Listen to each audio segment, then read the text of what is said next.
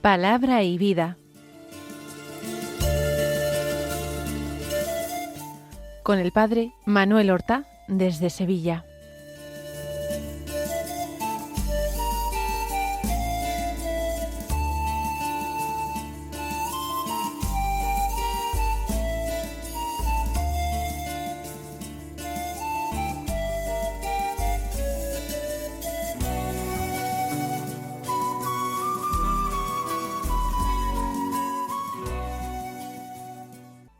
En el nombre del Padre, y del Hijo, y del Espíritu Santo. Amén. Alabados sean Jesús y María. Muy buenos días, queridos amigos, oyentes de Radio María y seguidores del programa Palabra y Vida. Hoy es el viernes de la cuarta semana del tiempo ordinario. Este viernes es 6 de febrero. Por ser viernes, siempre lo vamos a recordar, es un día penitencial. Y habrá que pensar en practicar alguna pequeña penitencia para unirnos de esta manera a aquel que entregó su vida en la cruz en un terrible tormento para salvarnos de los pecados. Es necesaria en nuestra vida la penitencia. Lo mismo que la oración, lo mismo que la práctica de la caridad de las buenas obras. Pero este viernes es 6 de febrero y en este día la Iglesia celebra la memoria de San Pablo Miki y sus compañeros mártires en Japón. Fue un grupo de 26 mártires. El primero de ellos, Pablo Miki, nació en Japón entre los años 1564 y 1566. Tenía poco más de 3 años cuando murió por Cristo. Siendo nativo japonés, ingresó en la Compañía de Jesús. Se hizo jesuita y predicó con mucho fruto el Evangelio, porque parece que era un buen predicador y como no conocía la lengua y la cultura locales, por pertenecer él a ellas, entonces llegaba mucho a sus compatriotas. Cuando arreció la persecución contra los cristianos que había desatado un gobernante llamado Toyotomi Hideyoshi, entonces este grupo de mártires fue encarcelado y los 26 fueron conducidos en una marcha muy cruel, con las orejas o parte de las orejas cortadas, hasta el lugar donde fueron ejecutados. Fueron ejecutados el día 5 de febrero de 1597 en Nagasaki. Los crucificaron y luego los remataron con unas lanzas japonesas. Entre estos 26 mártires hubo un grupo de varios jesuitas, también hubo un grupo de varios franciscanos, uno de ellos San Pedro Bautista, español, y había laicos, jóvenes y niños, estos casi todos naturales del país, japoneses. Y esta persecución realmente fue también luego semilla de nuevos cristianos. Pablo Miki predicó desde la cruz y no insultó a sus verdugos, sino que los perdonó y confesó a Cristo, diciendo a todos los que le oían en lengua japonesa que no había otro camino de salvación más que el predicado por nuestro Señor Jesucristo. Y esto impresionó a todos los presentes, incluidos presentes que eran paganos. Fueron canonizados en el año 1862 y son conocidos como los mártires del Japón, los primeros mártires del Japón. Pues vamos ahora a escuchar la palabra de Dios que se proclama en la liturgia de la misa del día.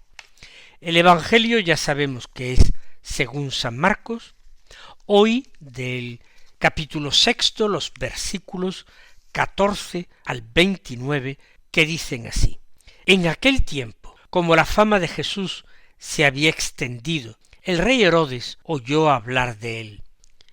Unos decían: Juan el Bautista ha resucitado de entre los muertos, y por eso las fuerzas milagrosas actúan en él. Otros decían: es Elías. Otros: es un profeta como los antiguos. Herodes, al oírlo, decía: es Juan, a quien yo decapité, que ha resucitado. Es que Herodes había mandado prender a Juan, y lo habían metido en la cárcel encadenado. El motivo era que Herodes se había casado con Herodías, mujer de su hermano Filipo, y Juan le decía que no le era lícito tener a la mujer de su hermano. Herodías aborrecía a Juan y quería matarlo, pero no podía, porque Herodes respetaba a Juan sabiendo que era un hombre justo y santo, y lo defendía. Al escucharlo quedaba muy perplejo, aunque lo oía con gusto. La ocasión llegó cuando Herodes, por su cumpleaños, dio un banquete a sus magnates, a sus oficiales y a la gente principal de Galilea. La hija de Herodías entró y danzó, gustando mucho a Herodes y a los convidados. El rey le dijo a la joven: pídeme lo que quieras que te lo daré. Y le juró: te daré lo que me pidas, aunque sea la mitad de mi reino. Ella salió a preguntarle a su madre: ¿qué le pido? La madre le contestó: la cabeza de Juan el Bautista. Entró ella enseguida a toda prisa, se acercó al rey y le pidió: quiero que ahora mismo me des en una bandeja la cabeza de Juan el Bautista. El rey se puso muy triste, pero por el juramento y los convidados no quiso desairarla. Enseguida le mandó a uno de su guardia que trajese la cabeza de Juan. Fue, lo decapitó en la cárcel, trajo la cabeza en una bandeja y se la entregó a la joven. La joven se la entregó a su madre. Al enterarse sus discípulos, fueron a recoger el cadáver y lo pusieron en un sepulcro. Como se han dado cuenta, en este evangelio solo aparece citado Jesús al comienzo. Como la fama de Jesús se había extendido, el rey Herodes oyó hablar de él. Pero nosotros en esta meditación vamos a dirigirnos directamente a nuestro Señor, ya que el protagonista principal del evangelio de hoy es su pariente Juan Bautista, su precursor. Le decimos: Señor Jesús, al escuchar este evangelio, sé que no me estoy situando ante un relato antiguo, sino ante un drama totalmente actual, un drama profundamente humano que se sigue repitiendo en cada época, en cada corazón. El texto del evangelio nos narra cómo Herodes oyó hablar de ti, y sin embargo su pensamiento se volvía una y otra vez hacia Juan, no por curiosidad, era por inquietud. Era porque su conciencia no terminaba de acallarse, no le dejaba dormir en paz. Es la verdad que reclama y protesta cuando se la ha querido silenciar. Porque se pudo encadenar a un profeta como Juan. Señor, se le pudo encerrar, se le pudo hacer callar materialmente, pero no se pudo borrar, eliminar su corazón. La palabra justa que un día fue escuchada, fue pronunciada por Juan y recibida por Herodes. La conciencia, Señor, cuando no se obedece, se termina anestesiando y se convierte en desasosiego. Señor, Herodes sabía perfectamente quién era Juan, sabía que era un hombre justo y santo. No le faltaba totalmente la luz, le faltó la decisión, porque lo escuchaba con gusto, pero no dejaba que esa palabra terminara gobernando su vida. Vivía interiormente dividido entre lo que reconocía como verdadero y justo y lo que él no se atrevía a cambiar. Señor, la libertad se termina debilitando también cuando se deja rodear por el miedo, por la necesidad de quedar bien, por la presión del ambiente. Herodes no actúa, lo hemos visto con claridad, por una maldad fría y calculadora. No disfruta obrando el mal, pero prefiere cometer una terrible injusticia antes de asumir públicamente un error que ha cometido. La tristeza para Herodes no es algo que dulcifique. La tristeza no lo convierte a Jesús, más bien lo paraliza, no lo abre a la verdad, sino que lo encierra cada vez más en sí mismo. Y así, una decisión tan pequeña, con aquel juramento vacío, hecho sin cálculo, que fue una concesión al orgullo, acaban llevando a una injusticia irreversible también. Frente a esta figura, este personaje de Herodes, aparece otra figura bien distinta, la de Juan, un hombre firme y sereno que no grita, no amenaza, no trata de negociar ni hallar puntos medios, simplemente él permanece fiel a la verdad que ha recibido. Su libertad es interior, por eso nadie puede arrebatársela, ni siquiera cuando le quitan violentamente la vida.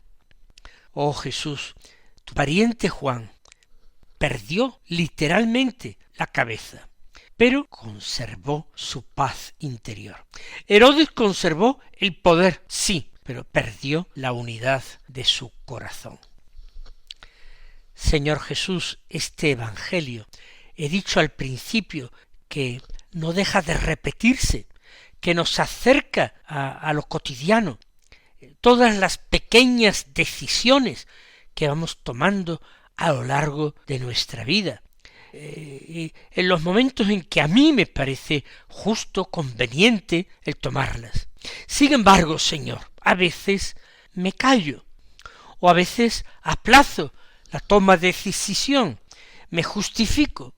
No son, Señor, grandes traiciones, pero van debilitando mucho esa voz interior, la voz de mi conciencia, que tú has puesto en mí.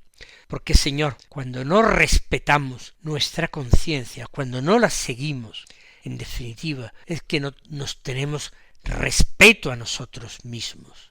Enséñame, Señor, a no tener miedo, a tener siempre una claridad grande en la conciencia, a no domesticar la verdad para que no moleste a nadie, a no confundir libertad con silencio, que va, es muy distinto, no confundir la libertad con la comodidad, porque en definitiva se trata mucho de eso.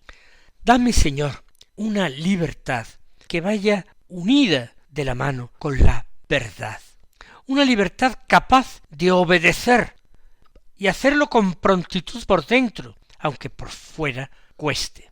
Dame, Señor, esa libertad que no dependa del aplauso que pueda recibir o del rechazo del que pueda ser objeto, ni de juramentos vacíos, ni de miradas ajenas. Señor, que no me ocurra lo mismo, es decir, que al oír hablar de ti solo escuche reproches del pasado. Señor, que no viva esa incoherencia, que no viva dividido, admirando la verdad desde lejos, como quien admira un cuadro colgado en la pared de una sala de un museo. No, que yo me deje transformar por esa verdad que admiro y que contemplo. Hazme, Señor, soberanamente libre, libre para elegir el bien, libre para rectificar a tiempo y no terminar haciendo el mal, libre para no sacrificar la verdad, en nombre de una paz que es pura apariencia. Jesús, que el ejemplo de fidelidad, de silencio, de obediencia de tu pariente Juan Bautista me enseñe a mí el camino y que tu presencia me sostenga cada día para vivir siempre en la verdad que da vida, y no en esa mentira, en ese error y ese temor que conducen a la muerte.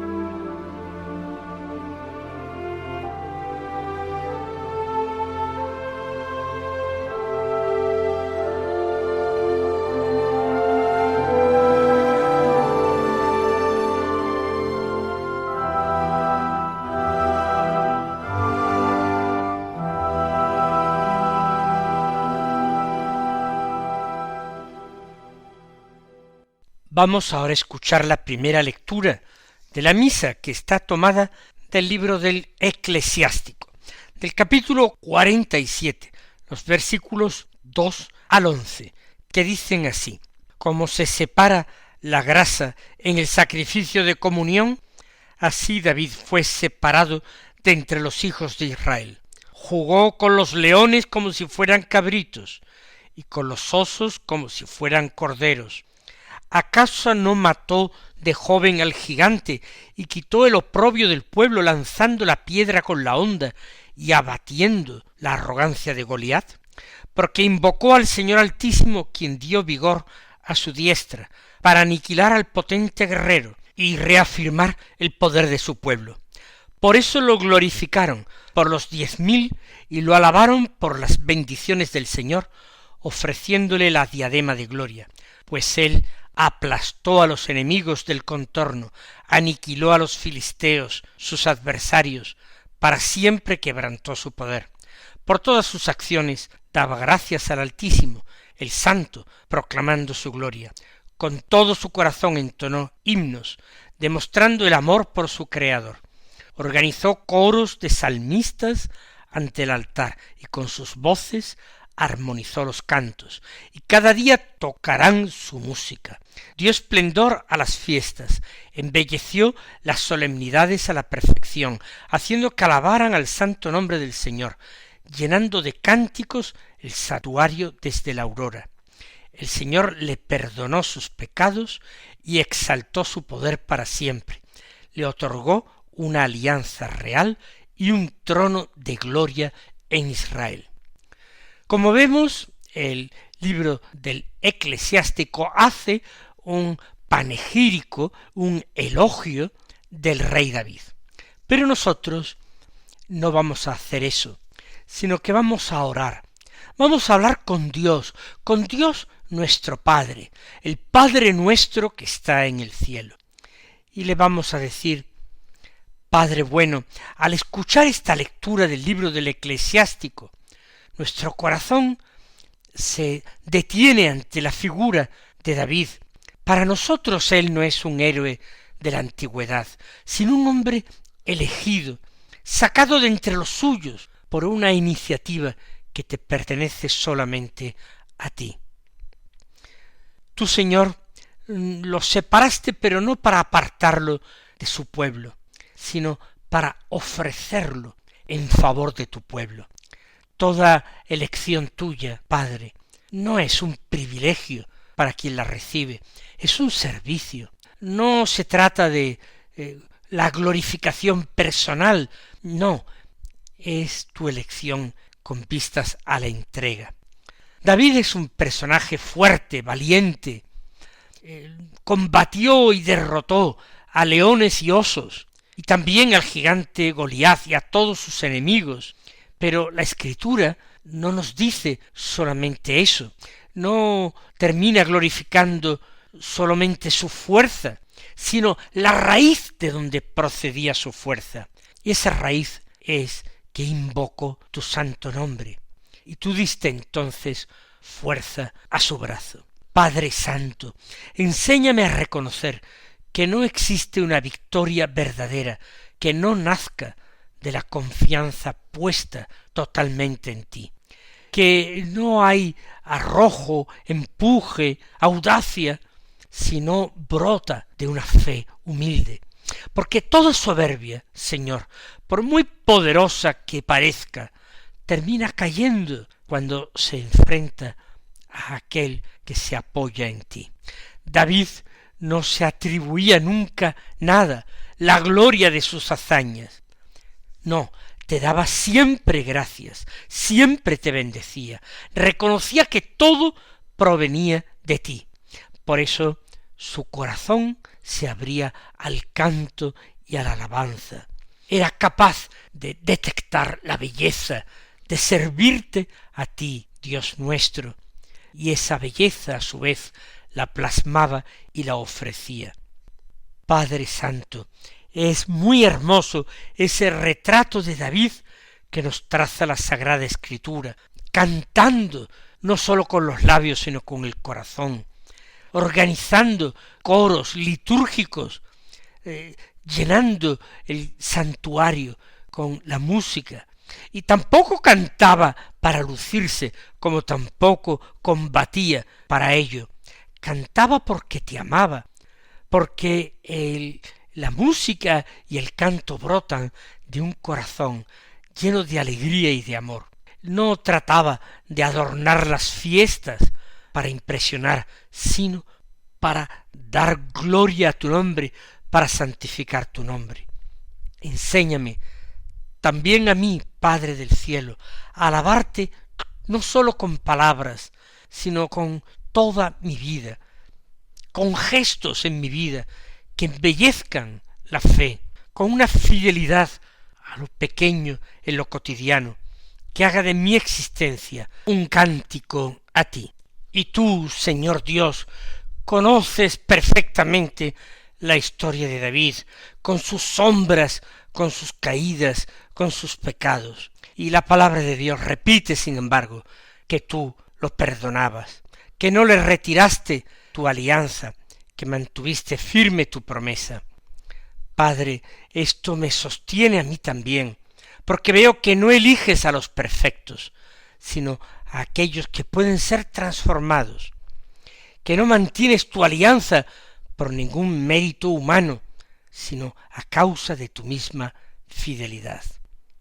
Hazme comprender que la verdadera grandeza de David no está sólo en sus victorias, sino en haber sabido volver a ti de corazón, en haber reconocido sus pecados, en haber confiado más en tu misericordia que en su propia justicia. Mis queridos hermanos, que el Señor os colme de sus bendiciones y hasta mañana si Dios quiere.